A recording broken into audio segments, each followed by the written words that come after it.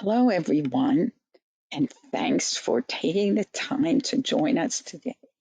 I'm very confident that you'll be glad you did. We have a wonderful speaker with a very important and valuable training session on addressing financial grief. I'm Rita Wolfson, the founder of Financial Social Work and the Center for Financial Social Work. And our guest speaker is Megan Tafoya. I think I got that right. Is that right, Megan? I hope so. If not, when Megan starts her part of the presentation, she can tell you more about herself. So just some of our most commonly asked questions and some suggestions. Check the chat box for any messages you might need.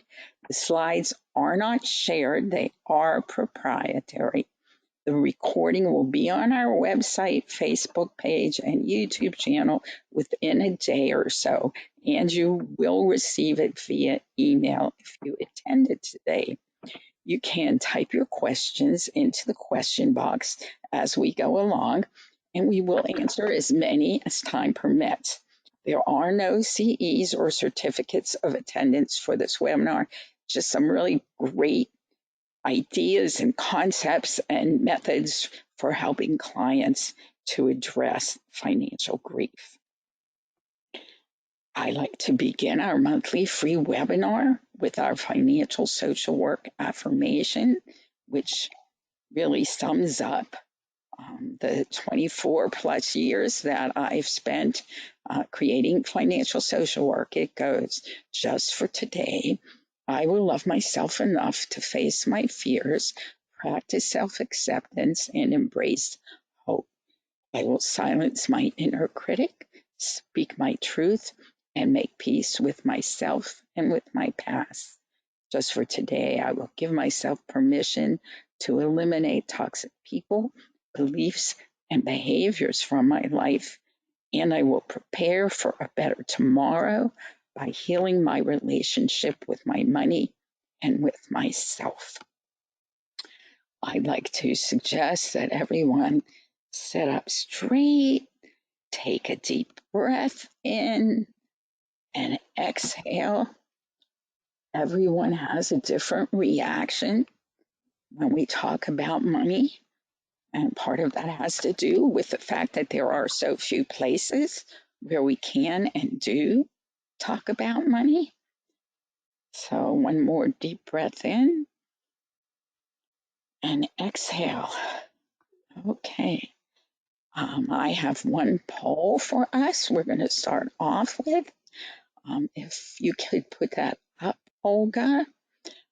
This poll question is the result of, maybe I'm mixing up. Okay. I'm mixing up Zoom and GoToWebinar. Polls. Okay. I just have one today. So I think Olga must have put it up. This is the result of an interview I did this week with a researcher on the topic of debt. And I was curious what you all would think about whether or not there is still the American dream. Does it exist? I would appreciate if a few more of you would vote. I'm going to count it down and then share. Close it and share it. Okay, so we're sharing the results, and the majority of you do think, I'd love to do a webinar on this or a discussion on this. I agree, it has definitely changed.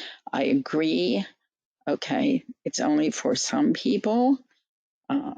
It has changed, and I think I personally still believe in it. I feel like I have to believe in it because it's so much a part of living in this country. So thanks for giving me that feedback. I will share it with her. So before I turn this over to Megan, let me just tell you why we do these things, who we are. I know some of you are new to our monthly free webinar. We here at the Center for Financial Social Work know that no one chooses to have money problems, but most people do, because money is always the elephant in the room. But money's about so much more than dollars, cents, debt, math, budgets, and crisis intervention. And that's where financial social work comes in. It is the intersection of the social work profession, of politics, the economy, gender, economic, and social justice, and all financial inequity, which we know there is far too much of. So, financial social work is heavily psychosocial. We explore the fundamentals of financial health, those thoughts, feelings, attitudes, beliefs, and experiences and values that drive our financial behavior, which is how we earn, spend, save, share, and borrow. It is a behavioral model because until and unless behavior changes, nothing changes. But at the very, very core of my work in financial social work, it's about healing the relationship we each have with our money and the relationship we have with ourselves. That is so foundational to creating greater financial health and wellness in our lives. So the work is interactive, reflective, and strengths based. It is educational, motivational, and supportive. It's holistic, multidisciplinary, and healing, hopeful, helpful, and successful with individuals as well as with groups. The process itself is about healing that relationship with money, recognizing and taking ownership of our own financial health, and helping clients feel that way too, be engaged. It's about healing relationship with self, because if you don't feel good about yourself, you're not likely to put in the time or the effort or believe that you can have a better financial future. So it's about self-discovery, self-care, and self-healing, because without this very solid foundation, you'll have trouble creating anything of value. So we have students and graduates across this country and around the world, which is very exciting for all of us. And now it is my great pleasure to turn over this webinar sharing. Here we go. I am going to turn this over to Megan, and she can give you this wonderful training that she prepared. You have it, Megan? Good. Yes, thank you so much, Rita. My name is Megan Bigler-Tapoya, you had it right. And I am a financial social work educator and coach based in Pensacola, Florida. Before I get started, I do just want to say on a personal note how grateful I am for the program. My first career was in banking and sales, so I was in that industry for almost 20 years, and it really made a big impact on me to go through the program with the Center of Financial Social Work, because I really started applying and having my previous career blend over into my volunteer work, which led me to social work, which was grief work. And so it definitely changed my life. And I feel grateful to have been a graduate of the program and then also to be speaking here today. So thank you for that. To tell you a little bit about what we're going to be talking about today, we're going to be discussing two of my favorite social work topics, which are grief work and finance. Before we dive in, though, I do want to take a poll, by a quick temperature check to see where we all are. So our first poll is going to be, how often do you think about grief work or grief and loss when assisting clients in a financial social work capacity?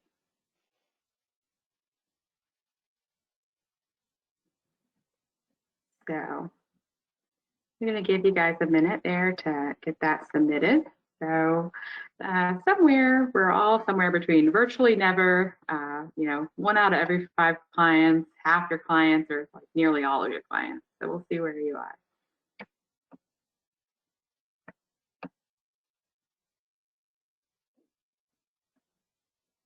Okay, Olga, let's go ahead and close up the poll. Okay, and show those results. They are. So of those results, virtually never, about a quarter of us there, a quarter of us about 1 out of 5, and then 30%, half the clients, and 18% nearly all their clients. So that's really interesting. So I'm glad to see that. So a lot of people are always looking at this realm already. So I appreciate that. So as we go on, we're going to talk about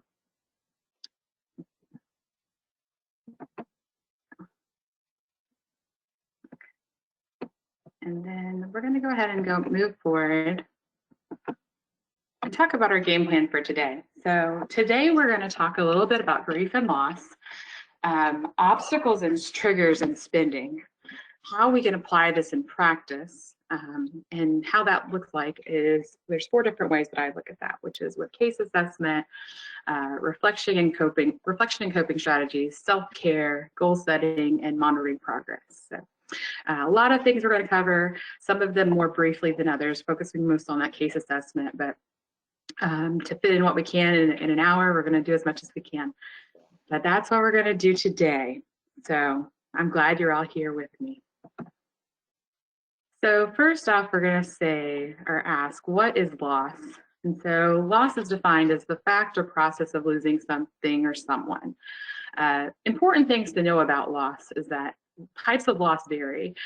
Typically when people think of loss or losing someone, they think of in the traditional form of a death, but loss can be a lot of different things. And so I like to include events like deaths, but also disappointments. Loss can come in the form of death. It can be divorce, which is like the death of a marriage or a relationship. It can be estrangement. It can be a job loss. It could be even the loss of a promotion. It could be disappointments in a lot of ways. So any type of loss can lead to grief. So we think, what is grief? Grief is deep sorrow caused by loss. Like we say, traditional grief, we usually think of people mourning at a funeral, wearing all in black. And those are true forms of grief. Mourning is the exterior form of grieving. Mourning as those exterior external expressions. Grief is the internal expression, or that deep sorrow. But really the things that we have, Elizabeth Kubler-Ross was one of the primary researchers studying grief, and that up into her death, that she was really profound in things that she brought forward in her first book on death and dying. And there's a series, and David Kessler's continued that work, that really highlights the 5 and then now 7 stages of grief, which we have listed here. And there's a lot of things with grief work that apply in the regular world, and whether you work in that community or not. The thing that's most important that you know is that some things cannot be fixed. They can only be carried. And that's just true with grief work all around. No matter what kind of death or disappointment someone has experienced, some things people can just not repair it. They just have to move on and carry it. And so we see that a lot in our spending. So we think, what does loss have to do with financial social work? Well, everything, really. Loss leads to grief. Grief, if you're going to survive it, which usually is the only option, is moving forward, is coping. And what does coping look like? Well, coping, it looks different for everybody. Sometimes it's a pint of ice cream. Sometimes it's a lot of time crying on your friend's shoulders. Coping can look like a lot of things, and we're going to talk about that and what that looks like in people's finances today. So this brings us to our next poll question. During your upbringing, which of the following made you feel most loved?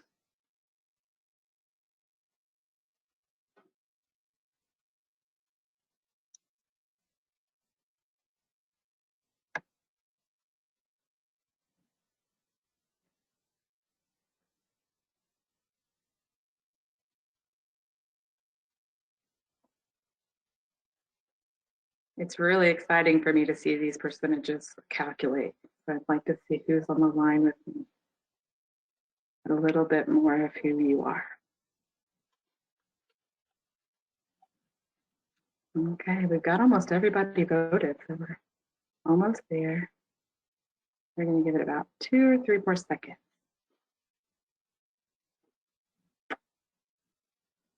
Okay, we'll go ahead and close it up.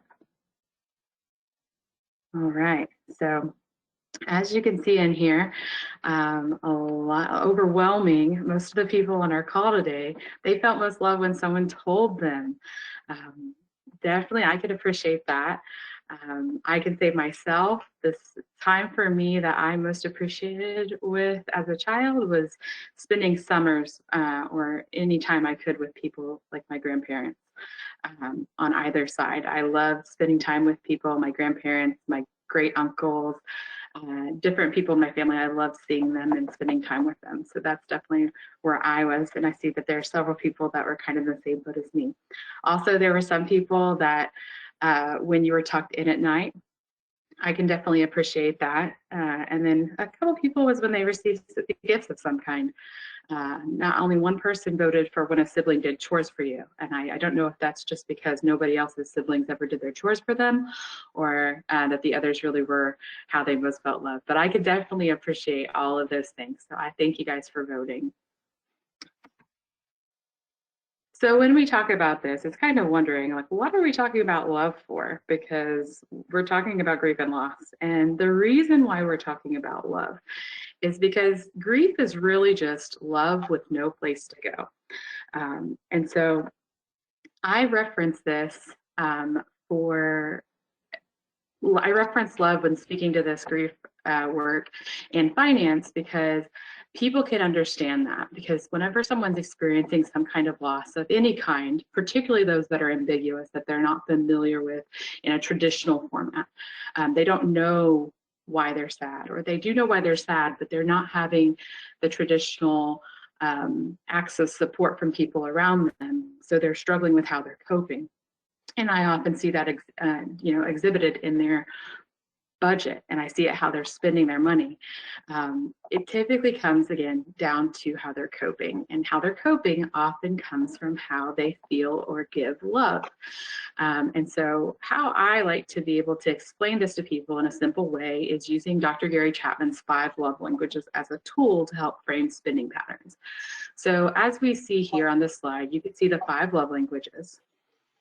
Gift giving, words of affirmation, quality time, acts of service, or physical touch. And those, I feel like people can really resonate, that they understand that, you may feel all these. I mean, most people appreciate, more than one, but usually you have ones that are more likely your favorite. So when we look at our previous poll, you can see how some of these things could kind of tie together. If you're someone who if someone cared about that they told you they loved you, told you they loved you as a child, you felt most loved. Today, as an adult, you might feel most loved when someone tells you they love you, whether that's in the verbal form, like a spoken word, if someone wrote you a poem or a song, or even wrote you a note or a card. If you're a words of affirmation person, you might say every card or every letter that someone ever wrote you. If you're an acts of service person, you might get a little uncomfortable with those spoken word things, but you're really quick to go do things for someone else. So you might be the one who really appreciates it if your spouse washes your car. You might be the one who wants to run errands for somebody when they just had a new baby, because you're an acts of service person, and that's how you show you care. So we're going to move on to our third poll question, which is our last one. In your work or personal life, which of the following have you seen represented in a struggling consumer's budget? This can be yourself or it can be somebody else, just to kind of provoke thought. Oh, holiday and birthday spending. I see that already hitting it. Yeah. That's definitely something there. Like right now, because we're in the holiday season, it's definitely present in our lives and our budgets. But something that we really do talk about is that you can see it so often in our own spending of what's important, but also in our partners. So if our partners have different priorities there in our spending, that's what often leads to the financial issues between couples, because those priorities are different, because love languages can often be different. Okay, we're almost done with voting, so I'm going to give it another about 5 seconds.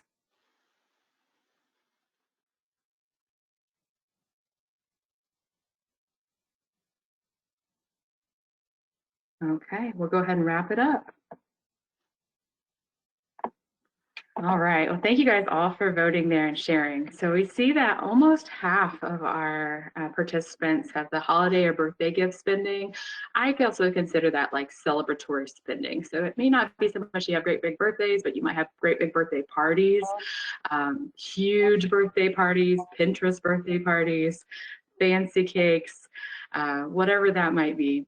Leisure travel, dining out, any of these things can come about. And so I appreciate that you guys share those things, because whether it's for your owner or client, I want you to kind of think about these things when you're assisting people and kind of look back through the lens of the love languages. So holiday or birthday gift spending may be a gift giver's way of showing that they are loved.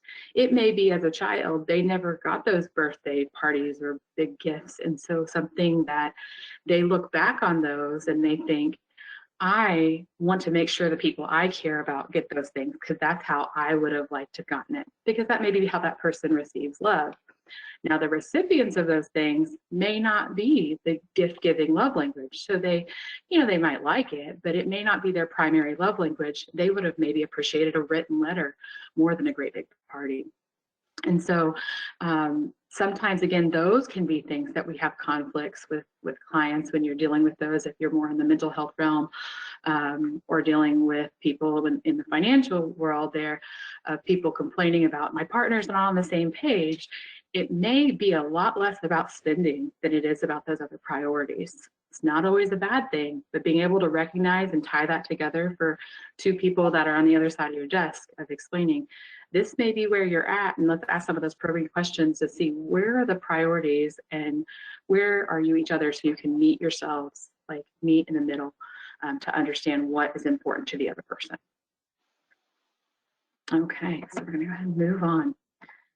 So before we really tie this into clinical work, I'm gonna give you a handful of questions that you can use whenever either reflecting yourself, or if you are using these to kind of probe your clients and help them reflect when you're working through these kind of budgetary concerns with their behavioral finance portion of their cases. So there are several questions here. The two that are most important to me that I think are, what things or experiences brought you the most joy in childhood? And then when stressed, what are your primary self-care or self-soothing techniques or purchases? Now, we're going to talk about this again a little bit more, but the reason why I say that is that we all, in social work field, know what self-medicating is. We may have done it ourselves, or we may have known people that did. It may have even been what led us to social work, but we know that everybody has a substance of choice. It just may not be one that's more taboo. So some people's substance of choice are drugs or alcohol. Some people, it's spending money, which we know in our field.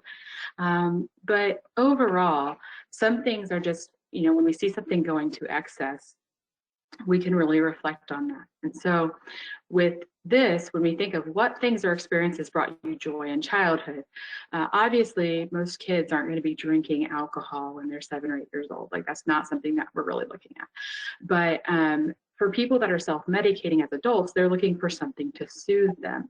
And so when you look back at those adults as children, if you ask them what things brought them most what things brought them the most joy in childhood, you might tie together you might see some links to their spending as adults. And so, like an example, if you were a lonely child and that you looked to books as a form of escapism to not make you feel so lonely, as an adult, you may be really quick to purchase books and have a full bookshelf in your house, although you'll never have time to read all those books. We see this a lot with people that, they say they're bibliophiles, and I am a bibliophile, so I have no judgment here. But it's something that some people might not really think about. They might just say, well, I'm a bibliophile, I love books, and it has nothing to do with my childhood. But the truth of the matter is, if they're using those purchasing of books as a coping mechanism that may be similar to what they did in childhood, this is something where they have control over a situation. They may not have had control as a child of being lonely, but as an adult, they have control of if they feel lonely or not. So if they feel lonely and they find themselves lonely, but they can recognize this, that they look to books to be able to fill that need that is not being met, or that love language that's not being met, they might find themselves mindlessly scrolling through Amazon looking at books to buy. And so being able to kind of tie those things together can be really helpful. The other thing with that is that if they realize, you know what, I don't want to take that away from you. You love books. Let's look at maybe having an alternative where you take a trip to the library and check out a book and go do that versus buying it. And it's no longer affecting their spending. So just a suggestion. When stressed, what are primary self-soothing techniques? Again, it could be a purchase like that, but it could also be something where they find themselves, is it eating? Is it shopping? Is it whatever their coping is? Again, because this is, anything can be helpful and healthy, well, most anything, but overall, it becomes a problem when it's done in excess. So just 2 points to really reflect on. The other questions, again, are there just to be able to have some food for thought. So we think, how can we apply this in our work? So there's 4 main ways that we can really apply this in our work that I do with my clients every day. And I basically look at it in kind of an individual case assessment, self-care planning, SMART goal setting, and monitoring progression. We're just going to focus on the case assessment and monitoring progression, but the other ones we'll touch on just for a second. So how can grief affect the financial picture? This is going to kind of change gears a little bit. Grief in itself can obviously affect the financial picture. You have stress-related illnesses, which cause increased healthcare costs, increased prescriptions. You have loss of income due to bereavement, which may be leave that you have to take after a loss. It could be leave you have to take while caregiving up to the loss, cost of funerals, relocation if you can no longer afford your home on your own if it's a spouse or partner, insurance deductibles. There are so many costs that are obvious costs related to grief. Some things are not so obvious. Again, these are those things that can affect a financial picture related to grief or loss that we don't really think about. Obviously, everybody's heard of retail therapy, and pretty much everybody has seen, even in your favorite movie, Bridget Jones eating her ice cream when she's sad. Those things can happen, where they're pretty obvious things, but some things can look at, can not necessarily present themselves as related to their grief or as a way of coping, but they are. It could be expensive hobbies. It could be travel, which is a major form of escapism.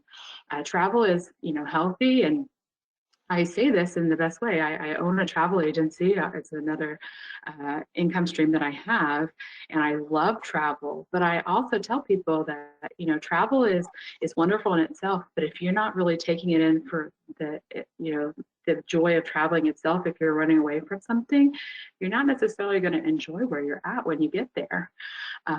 So just food for thought, and then obviously again those vices and habits. So vices and habits, those we're all pretty familiar with, but we don't necessarily tie them to grief, whether it's smoking, drinking, whatever it might be. So again, tying back to those love languages, spending obstacles you can see tied to love languages, impulse buying, gifts of any kind, those directly related to gift giving. Whether you're a gift giving person that you love to receive them, if you are, you're probably going to be the one who's loving to give and wanting to give them.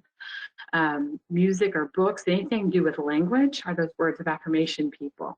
Event tickets or dining out, those can actually be more about quality time, about who you're spending it with. Outsourced tasks. These are things like where if you're an acts of service person, you may pay for your, grandparents to have lawn care so they don't have to worry about that. Or you might pay for your best friend to have maid service come in once a month to give her some more of her time back. If you're an outsourced task person that's giving gifts, you're probably an acts of service giving person as well. And then spa days, nail, hair appointments, you might be a physical touch person. Something that's really important to know, again, when you're looking at your client's budget with these things and seeing these spending obstacles, it doesn't necessarily only mean giving these for other people.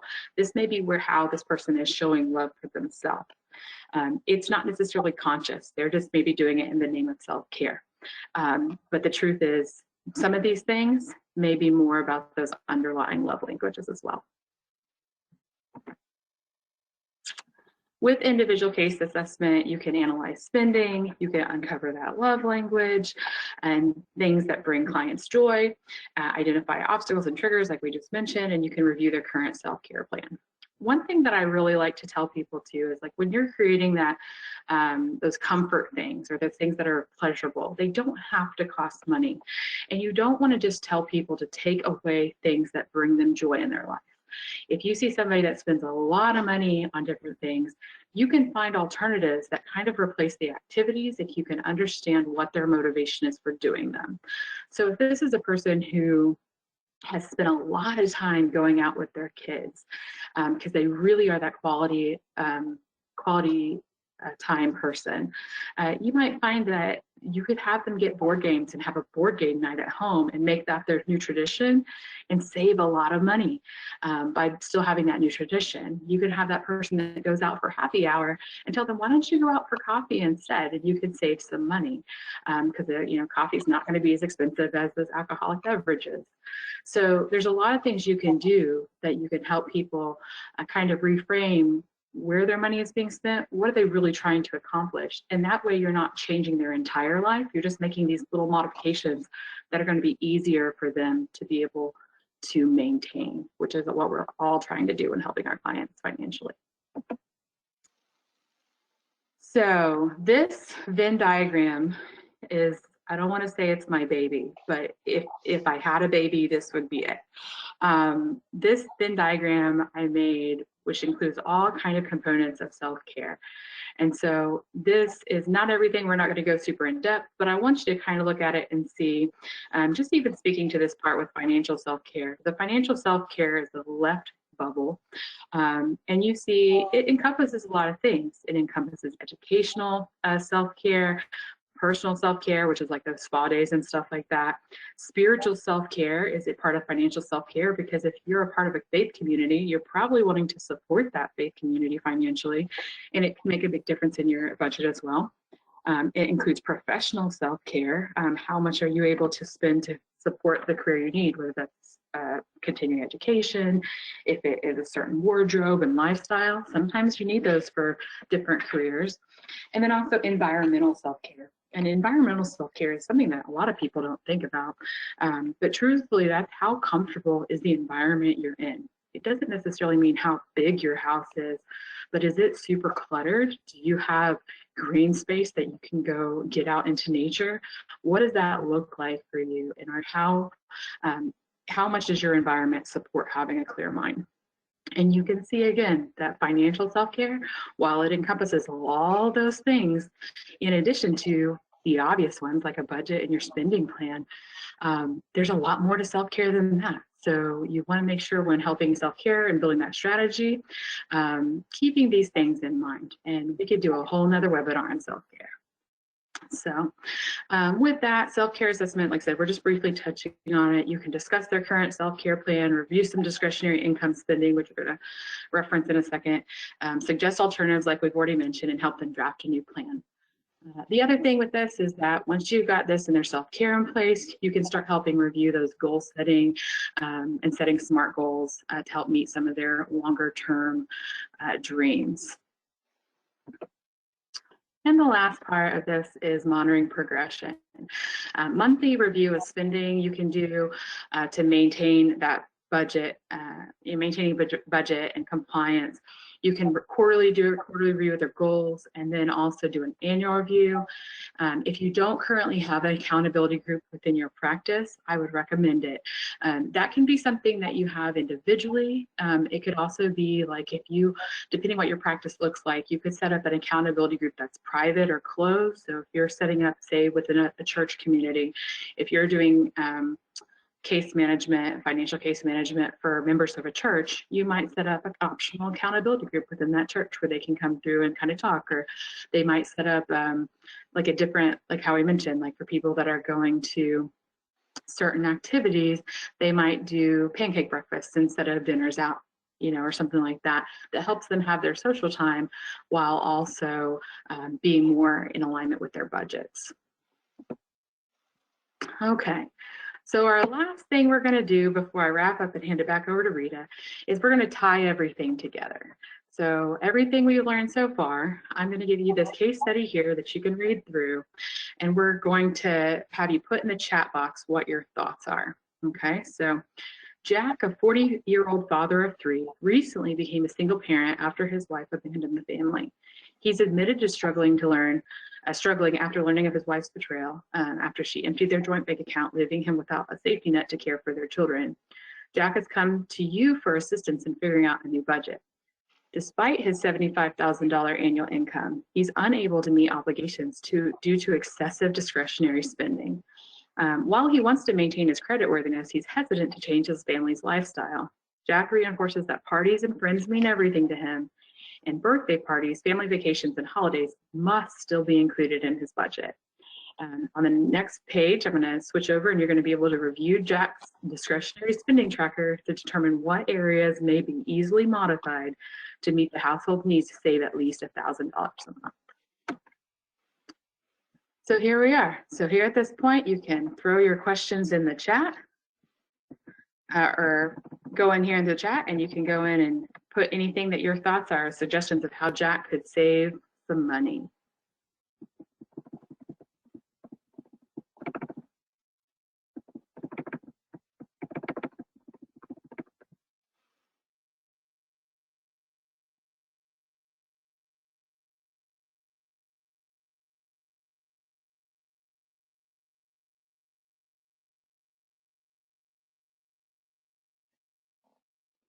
Megan, we have one reply.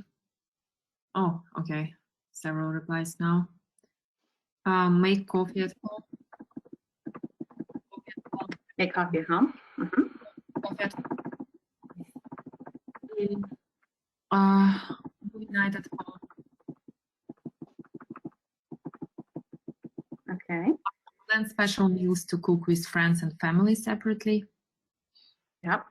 Eliminate Starbucks coffee, buy coffee from Sam's, Costco, Walmart. Eat at home before going to movies on Fridays. Yeah. Make dinner together as family. Host. Oops, I lost it. Sorry. Is a gym membership important for social reasons? Decrease Friday family dinner out. Great. These are all great things. So yeah, so some of these things that you can definitely look at are, like we're mentioning, the, changing out where you make the coffee at home, having dinners at home, looking out like with the family movies and popcorn, the gym membership, kind of on the fence whether you save it or not. I can definitely say that a lot of these things, if you were looking at Jack's like primary love language or priorities there, it's really important that he has that quality time with his family. So where you're mentioning having family dinners at home, that's definitely something that could play in.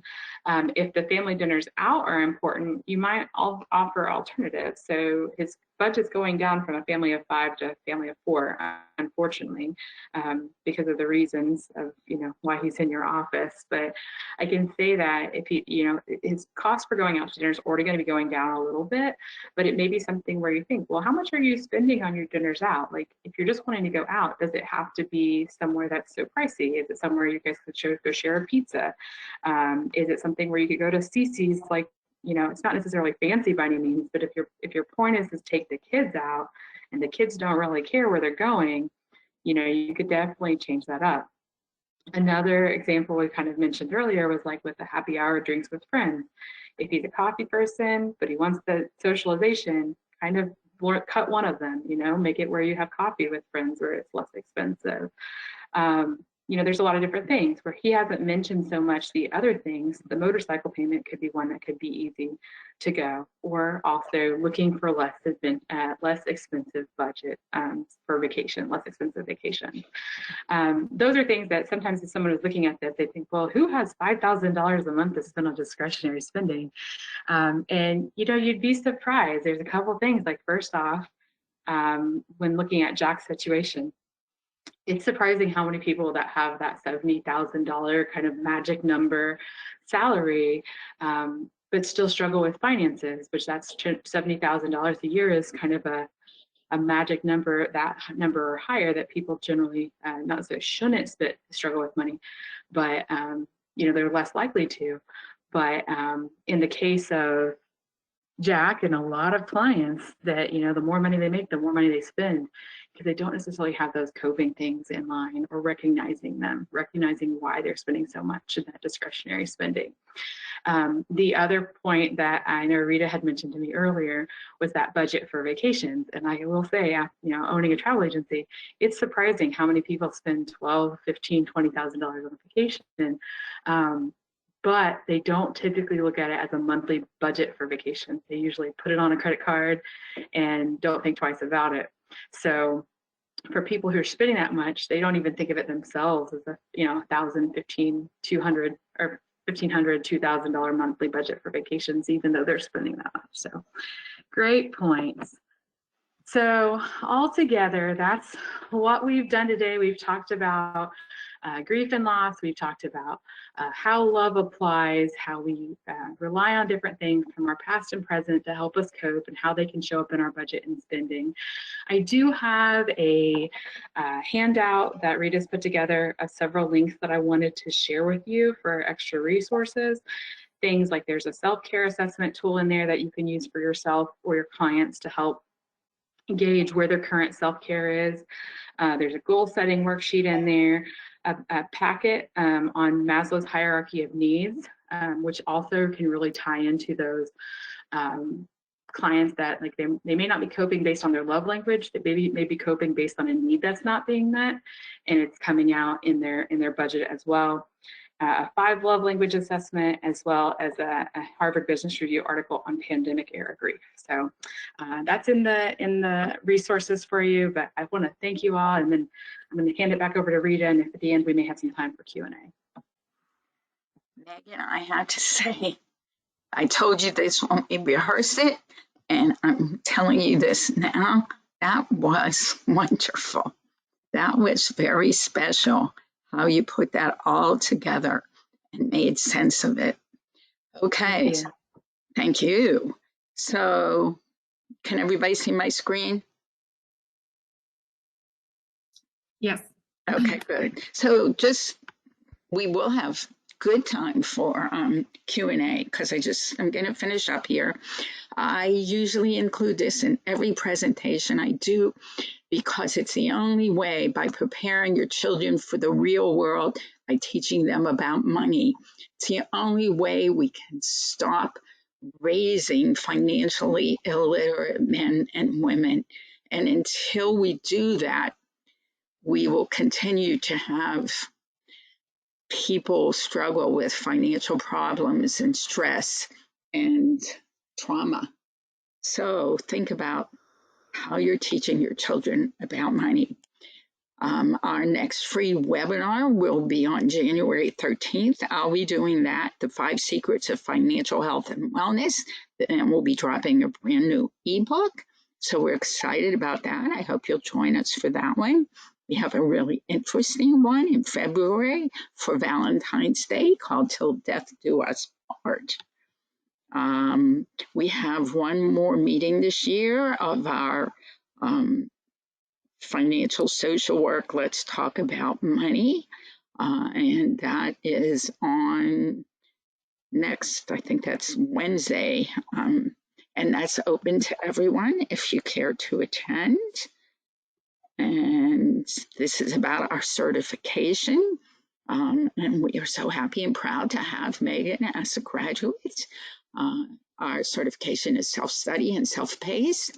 You have 6 months to complete it. It includes all the materials, including the final exam, the monthly Zoom meeting, the 5 workbooks, and there's some other things I can never remember. So it does include 20 CEUs for those who need them from National NASW. So if you see the arrow, you can see that Megan's wonderful information is in a handout that you can pull and download. And now we are ready for Q&A. Olga, do we have questions? Yes. So first question, can you address the costs involved with grief counseling? So with addressing the cost of grief counseling, so I think that there's a lot of different things that people could be looking at with their budget with grief counseling. There are a lot of resources available. So primarily, if someone is going to seek professional mental health services, it's likely going to be covered under their health insurance if they have a mental health component in there. So the cost of that is going to be the cost of their copays, but there is very possible that they could be going, even if they don't go to specifically to see a grief counselor, if they go, they may be able to access some kind of general practitioner, whether that's a licensed mental health counselor or a licensed clinical social worker that has a sliding scale. So that's one thing.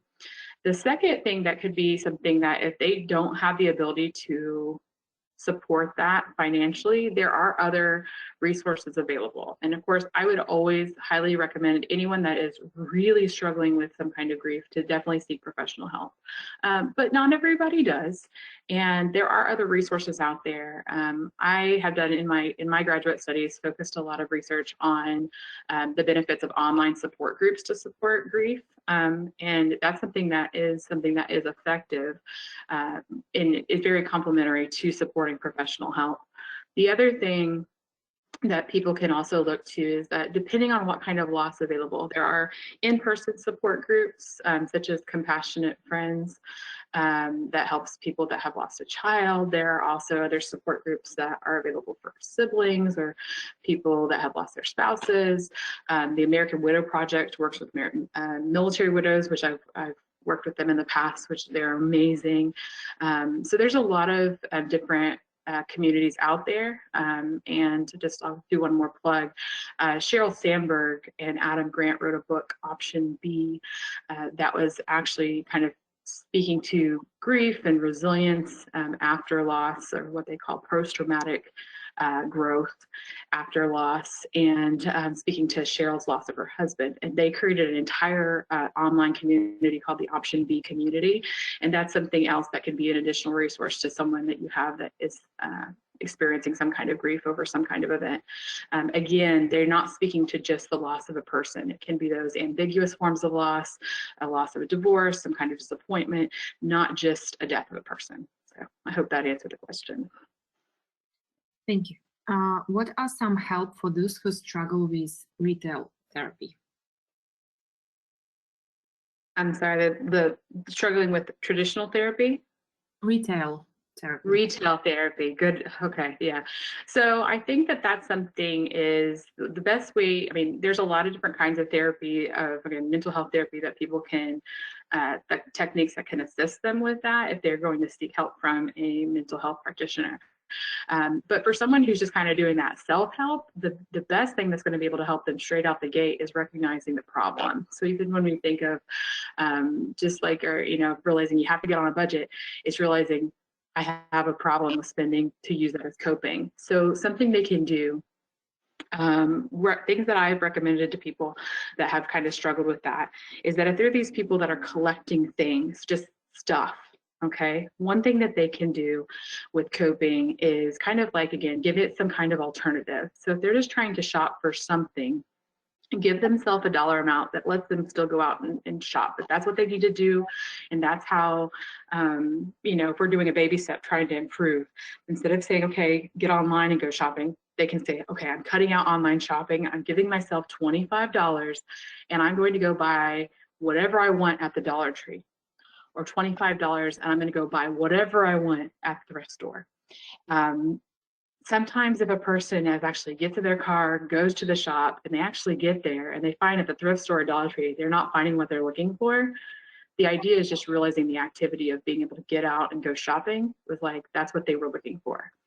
The second part to that, though, is getting on a deeper level, is really kind of identifying what's making them want to do that to cope. Like what, it may be that they didn't have a lot when they were younger, or on the flip side, it may have been that, you know, they may have had a parent or grandparent who bought them something every time they were sad. So it could be on either side of that spectrum. But being able to recognize what is missing here that's making me sad internally, subconsciously even, that's making me want to go do this, and recognizing where that is. And that's something that you as a practitioner can look to that Maslow's packet and kind of look at what need is not being met.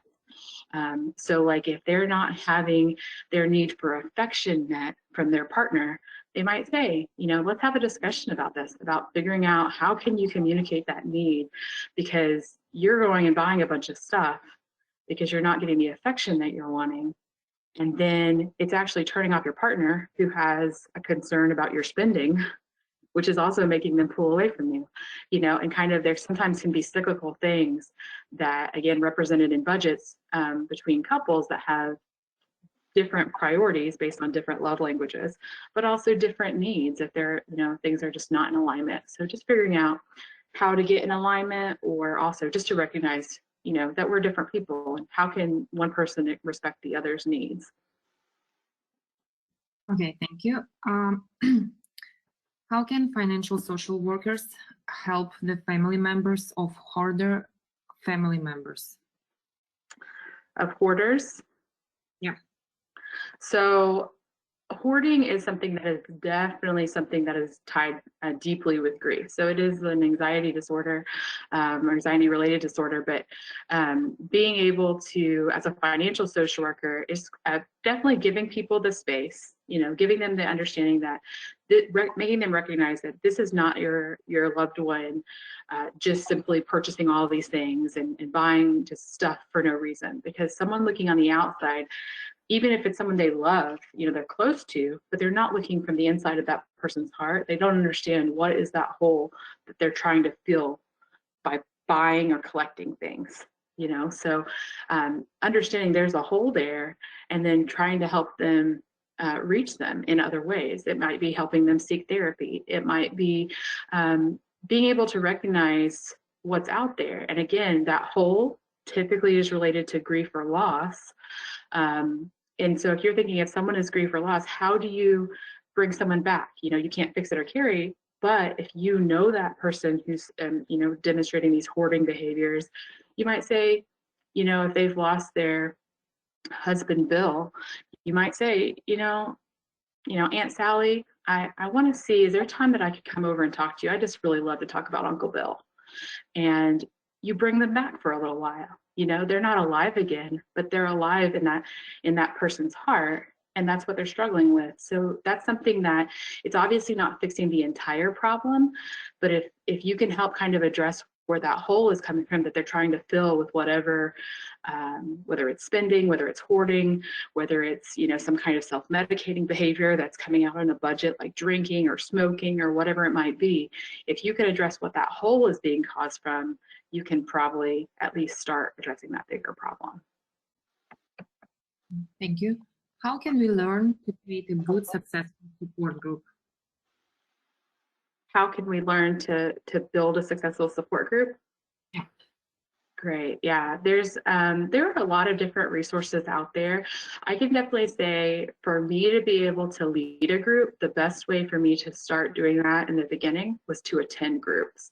So depending on what kind of group that you're wanting to set up, I would set up that, or I would say to go visit some kind of similar groups. And a lot of groups are open. So even if you're going to some kind of group, like say that you go to an Alcoholics Anonymous group or something, you don't have to say that, you're not going in covertly. You can just say when it comes time to speak, you can say, I don't feel comfortable speaking, or you could say, I'm here to learn. And, that's it. There's no wrong way of coming in there. You're not invading anything, but being able to come in there and kind of understand how groups operate, that's a really easy way to kind of understand what's going on. The other thing is kind of figuring out how you want your group structured. As social work professionals, you may have taken a groups class in undergrad, or if you went to get your MSW, you likely took a groups class in one or both programs. But I can say that if you haven't, your background's in something different, there are some groups books even for in the social work field that I feel like are really, really helpful. I have definitely used groups for grief work. The other things that I have used are it's like a therapist guides, and you can get a lot of those, not just buying them because they're kind of expensive textbooks. You can go to thriftbooks.com and buy them used as well. So there's a lot of resources out there. They may not be totally up to date, but they can help you at least get the framework for some groups if you aren't able to go attend one in person right now because of COVID.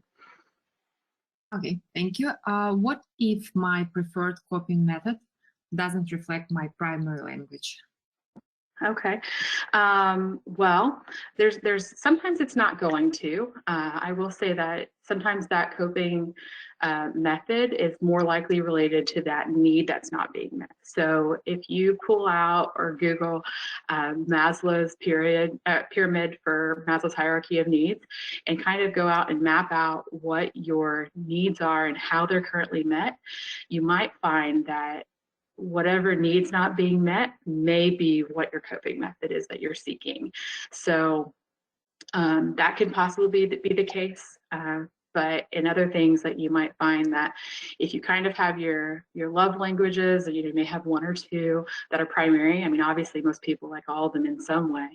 But if you have one or two that are really more important to you, you can look at through that framework, and then also with those needs that are not being met. So if you have, for example, you're not a physical touch love language person like at all, but you still have like a physiological need for, intimacy or sex. You may not be having that, but it may be coming out that because you're not having that, you're coping by eating, or you're coping by spending a lot of time with friends. It kind of seems like it's unrelated, but you could see, well, this isn't being met, and it has nothing to do with your actual primary love language, but it's still a need that you have. So sometimes they can come across as different, but they still kind of tie together. Okay, thank you. When do you most see excessive discretionary spending in a client's budget? Oh, I mean, I think every time it's just a matter of like not looking at a way of not looking at how they are spending their money, but also it can be sometimes with clients that are not spending their money. Sometimes you have clients that have had excessive discretionary spending in the past, and now they're afraid to spend money. Sometimes you'll see this with older populations, particularly those that are either Great Depression era or children of Great Depression era. Citizens that were struggling with poverty in their childhood. So they've carried over some of those, poverty-related habits. And, depending, even, decades later or generations later, some of those things get passed down. You get one of those people who's extremely frugal that is struggling with discretionary spending, like struggling on how to spend that discretionary money, and they marry someone who has spending habits like with retail therapy, it definitely causes a lot of marital issues. So It can be across the board but I can say most of the time it's either on one end of that spectrum or the other. People either are not spending at all where they struggle to do it, or with the discretionary spending where they're doing it as a way of coping and they have no way to get back to on track of what their budget should actually look like. Okay, Rita, I think we finished with questions. Well, I would like to say again that I thought this was wonderful. I want to thank you, Megan, and a lot of people are putting in the question box, thanking you for all of this wonderful material and all of this help. And I hope that we'll see you back here again in the future. Thank you for having me. It's been a pleasure. Okay, well, stay well, everyone, and join us next month in 2022. Okay, bye now.